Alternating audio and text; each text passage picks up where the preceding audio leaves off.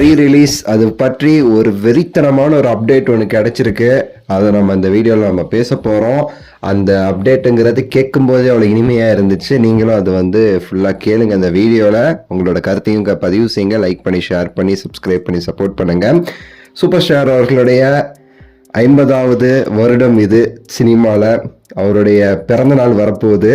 12th world style டே அப்படின்னு சொல்லிட்டு அதுக்கு இன்னொரு பேருமே உண்டு December 12th because of super star அவர்களுடைய பர்த்டே நாளையேட்டு. அவர் தானே ஸ்டைல் ஐகான். அதனால் அன்னைக்கு ஒரு படம் ரீ ரிலீஸ் பண்ணுறாங்க.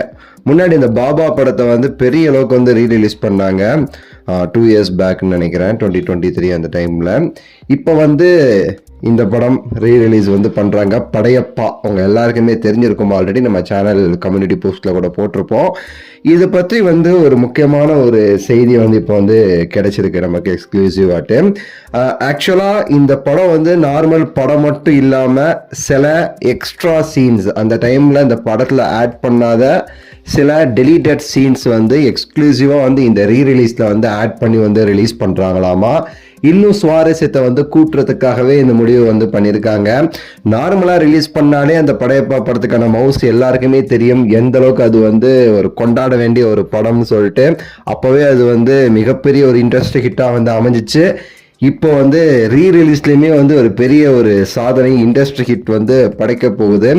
பாகுபலி எபிக் ரிலீஸ் ஆச்சு. மிகப்பெரிய ஒரு கலெக்ஷன். அதாவது பாகுபலி 1 and 2 சேர்த்து ஒரு ரீ ரிலீஸ் பண்ணியிருந்தாங்க. ரீ ரிலீஸ்லேயே இந்த பாகுபலி எபிக்கை முறியடிக்கிறதுக்கு எதுவுமே இல்லை அப்படிங்கிற லெவலுக்கு சொல்லப்பட்ட நிலையில அந்த ஒரு சாதனைக்கு ஒரு பிரச்சனையா வந்திருக்கு படையப்பா ரீ ரிலீஸ் ஆச்சுன்னா என்னங்க பாகுபலி இதுக்கு முன்னாடி என்ன படம் ரீ ரிலீஸ் ஆனாலும் சரி எல்லா இதையும் இந்த படம் பிரேக் பண்ணும் அப்படின்னு சொல்லிட்டு ரொம்ப உறுதியா இருக்கிறாங்க படக்குழுவினர் எல்லாருமேட்டு. சூப்பர் ஸ்டார் அவர்கள் தான் அந்த படத்துடைய கதை பண்ணியிருப்பாரு. அவர் தான் அந்த படத்துக்கான ப்ரொடக்ஷனும் அவர் தான். அதனால எந்த இதுவுமே தேவையில்லை, சட்டுப்புட்டுன்னு முடிவு பண்ணி ரிலீஸ் பண்றாங்க. சூப்பர் ஃபார்மட்ல ரெடி பண்ணியிருக்காங்க.